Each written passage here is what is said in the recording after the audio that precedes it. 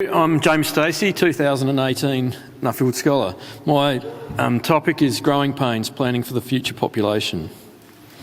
I'd like to thank sincerely the Nuffield Australia and Primary Producers South Australia, who are the representative body for farmers in South Australia, and also obviously thank my family at home, my wife and kids, and people that kept things running at home. And Nuffield can be a very interesting experience for you and others in your life. My wife's on her 4th job since I got back from GFP, which she quit her job at the end of my travels, and so I had the worst year that we'd had ever in terms of the season, and my wife quit her job at the end of the Nuffield process. So I've had a very interesting year, but she's now was a cheese maker for 8 years, and now she's making plant-based cheese. So she's ahead of the curve on the latest technology. Initially, when I was interviewed for the Nuffield process, I wanted to look at the challenges and opportunity for agriculture in the peri-urban zone. And Andrew at the interview, he got on me and said, "What's that relevant to me? I'm a broadacre farmer, miles from anywhere, who cares?" And after being on the GFP, I realised that I needed to refine what I was looking at, because it's clear that it doesn't matter if you're a kilometre from a big city or 100 kilometres from a big city. Like, if you've got a good business, you can make money next to a city. The one thing that will stuff you up is the zoning laws. And if you are rezoned into residential area, the land value will increase and the rates and taxes will put you out of business, no matter where you are, except for one exception, which I will explain later. Clearly, Australia's got a rapidly growing population, 300,000 plus people per year. So we need the equivalent of an Adelaide every 4 years in terms of population. We need a Canberra every couple of years. So the pressure's really on in Australia, and the traditional method of housing these people has just been to grow into agricultural areas around cities. So my travels, I'll go through my travels with you guys and you'll see where I went. I just wanted to see where growth is being managed well, and also in those travels you'll see where it's done badly. So we'll just run through it. I did the China GFP, which was a brilliant experience, but I went back to China, and to understand China is difficult, and I've only had a snapshot of it. But in the 90s, the Chinese recognised that they were losing farmland too rapidly. So they developed a policy to maintain 85% of the farmland that they had into the future. And when you're driving around China at the moment, you'll see green shade cloth over rubble. And until you go there, you don't really understand what's going on. What's happening is rural villages are having buildings constructed, like you can see on the slide. About 5 or 6 high-rises is enough for one village. So that village is being relocated, and then their land is being returned back to farming.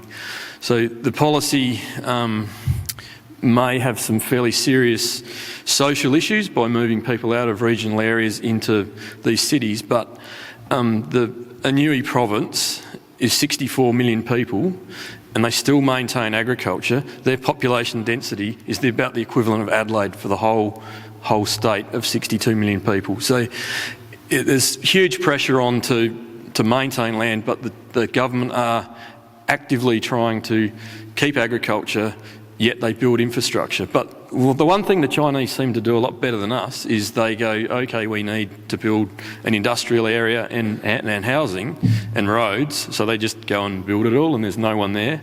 I went into an industrial area that had nothing in it, but that's the way they can relocate people, and they are relocating and integrating different parts of their cultural groups by doing it as well. But it maintains the farmland and also moves people to more modern accommodation.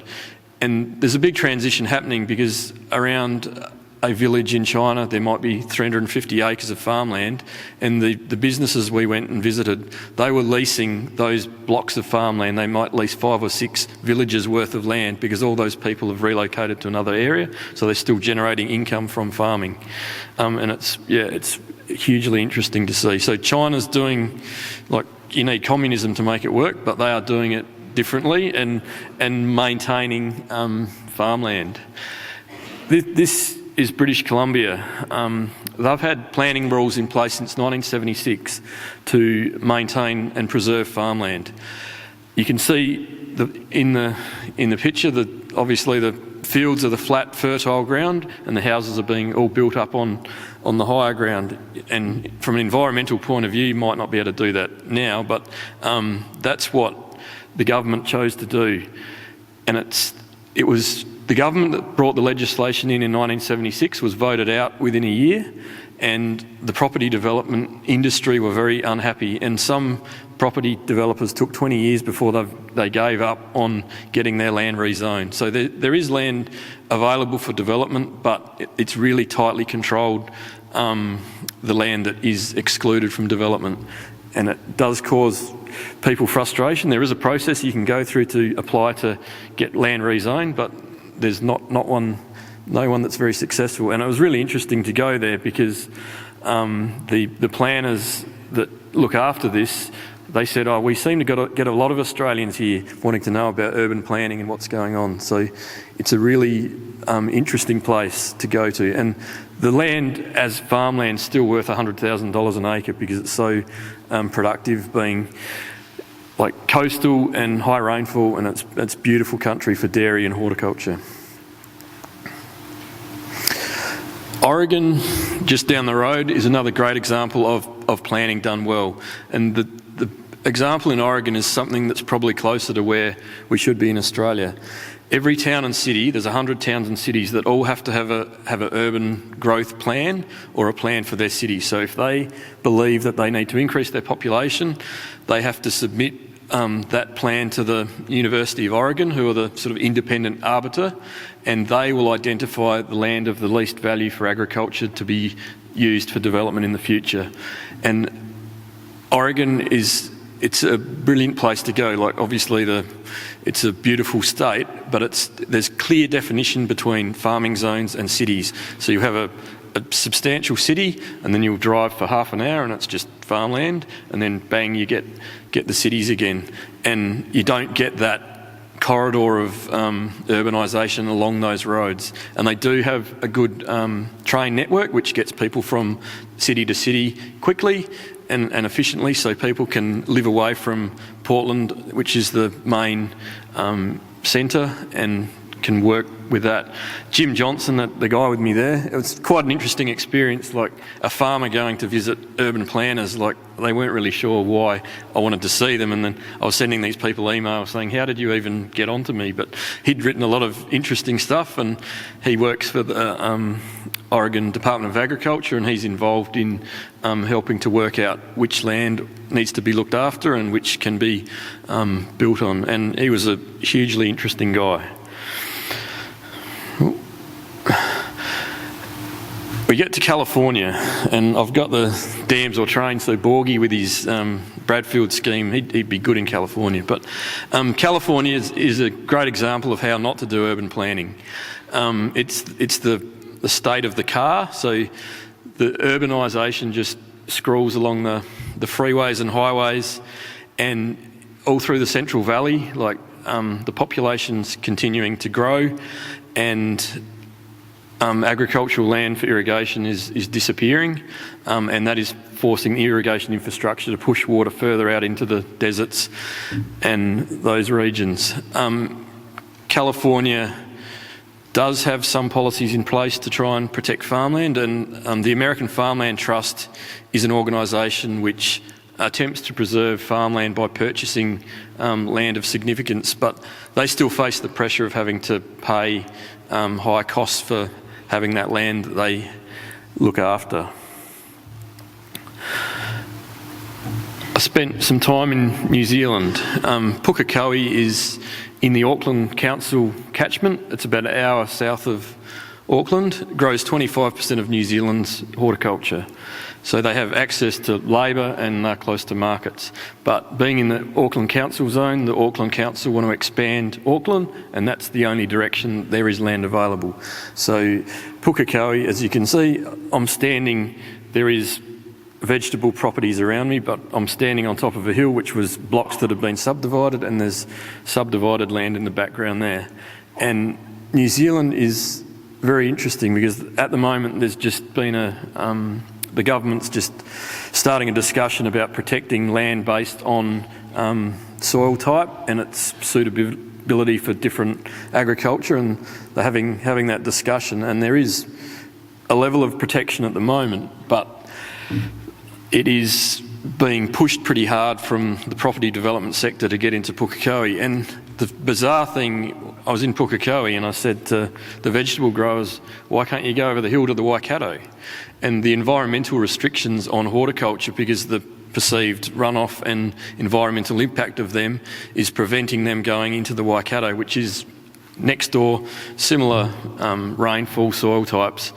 And it's an interesting one because a conspiracy theorist would think, or maybe the dairy industry is trying to protect their land from horticulture, but I think that's a bit of what's going on, but that's also preventing horticulture moving there. But on the other hand, there has been some farmers who have moved down to the South Island, down to Southland, to grow horticultural crops, and that's all fantastic to move horticulture away from cities and high population areas, but what about your harvest workers? What about the people that need to work in your business?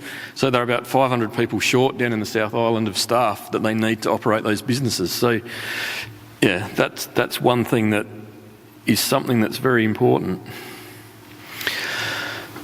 My recommendations for after my studies are interesting. Like in Australia, getting land rezoned is the closest thing you can get to winning the Cross Lotto. And political donations in the past have been something that has driven the opportunity for people to share in those spoils. And if you look at the current investors in urban growth at the moment, there is some money coming from other countries overseas. And it's quite interesting when you've got a Member of Parliament in the Federal Parliament out of Victoria who is the #1 fundraiser for the Liberal Party down there, and she seems to be in a bit of strife at the moment. And it's interesting how much money must be changing hands and what happens. There's been political influence in this thing for a long time. Zoning rules are only as strong as the legislation that protects that land. If that review process can be manipulated, corrupted, interfered with, people won't have the confidence to understand that their land is not going to be changed from farming to any other use. Like, if you buy land that's zoned agricultural land, you are farming agricultural land, you haven't lost anything if it can't be developed because you never had that right to have it developed. So what I'm saying is not trying to prevent people from doing that.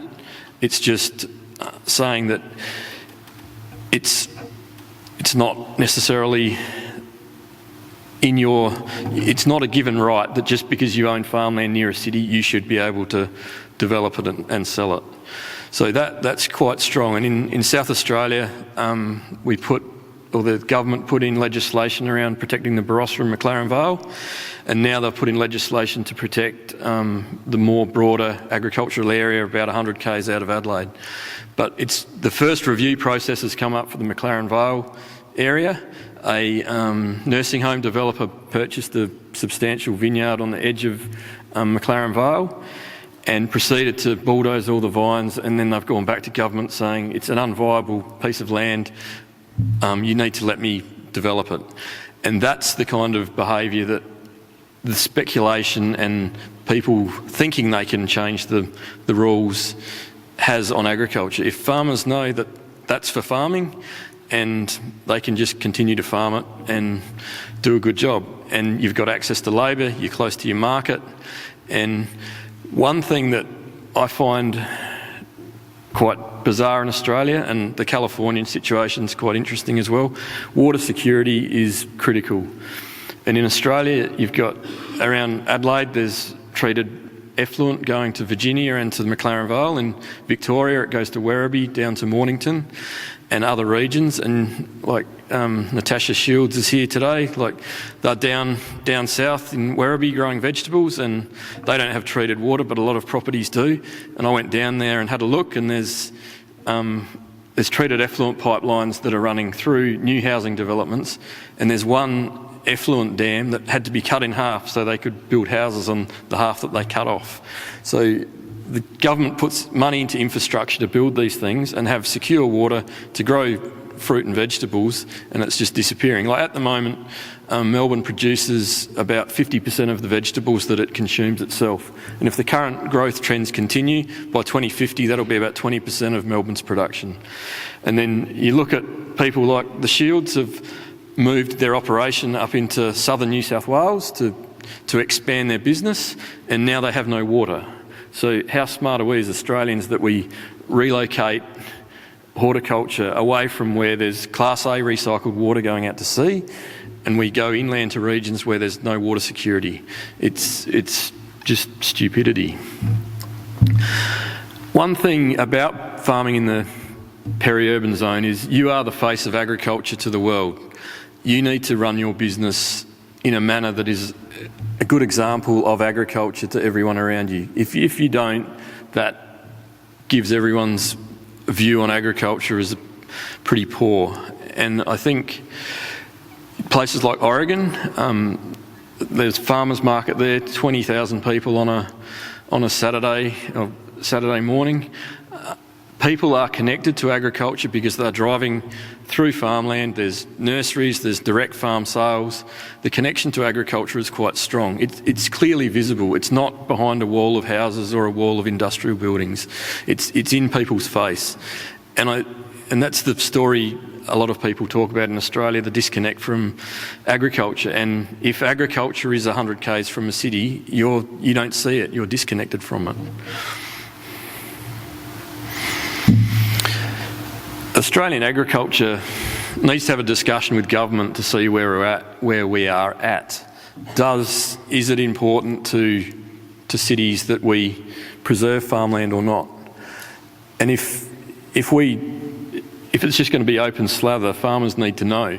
But also in that process, if land is going to be rezoned, as in the Netherlands, farmers are given 10 to 15 year warning that their land will be required for the growth of a city. So that farmer can plan, they can work out what they want to do, and they are directly compensated for that development. It's not a speculator that's buying the land and sitting on it for 10 or 15 years that gets the benefit from the urban growth. It's the farmer who can then reinvest their money further out or buy properties around them if they want to. And that's something that I think, like, you hear about farmers who hang on, and like there was a story about some 80-year-old dairy farmers milking about 50 cows down in Melbourne that got $120 million for their place. But if you're a young progressive farmer, you should know where you stand, and if there's an opportunity to sell and move on, you should know when that happens if your land's required. But otherwise, it should be farmland, and you should know it's that and continue to operate it. An organisation independent of government needs to be the one that determines what land is required. Just leaving property of development up to the whim of developers and where they want to go next is not necessarily the best thing to do. In Idaho, you're in the desert, 350,000 acres of land around Boise in Idaho. And at their current growth rate, like the housing development is just running rampant there. At the current growth rate, they'll lose half the agricultural land in the next 80 years. Like 350,000 will be half of that because the growth is just so rapid. The planning rules are so loose on letting that happen. So you've got a fertile valley with irrigation infrastructure all in place. You've got rocky mountains all around it, but the developers go to the cheapest ground to develop, and that is a crying shame. It's a huge area of seed production for alfalfa or lucerne, carrots, potatoes, other small seed crops. It's like got beautiful water, perfect summer weather for that kind of activity, and it's just disappearing. And for food secure countries like Australia and the US, they don't see that much of an issue, but in a less food secure world, that is a problem going forward. And clearly, if more land is required, it needs to be identified, and we need to work out what we're going to do. And so the big question for Australia, does Australian value maintaining productive agricultural land around cities or not? And I'm not sure. Some places are putting legislation in place. The green wedge around Melbourne, they're tinkering with that at the moment. The Sydney's probably lost most of their farmland around that. And like southeast Queensland's a rapidly growing region, but also it is very suitable for horticultural production as well. So should we be pushing agriculture into those kind of agriculture into less reliable areas with the climate changing and risk? Do we push farmers into growing things on river systems that are drying out? Is that what we want to do? And really, out of the whole thing, the frustration of this whole exercise, a small town, or 25,000 people town near me, 1,300 hectares was rezoned. Scott Samwell, who's here, or he was here last night, he's a horticulturalist, he's right on the edge of that. They grow their Brussels sprouts, and the rest of it's just been developed. They pushed back against having their land rezoned, so it's high rainfall, irrigation water available from dams and bores, and they pushed back against the opportunity to cash in on it because they want to keep farming where they are. But if Australia's population is going to continue to grow to 50 million people in the next 50 odd years, what strategy have we got to make sure that that happens and is done right? Thanks for listening to me.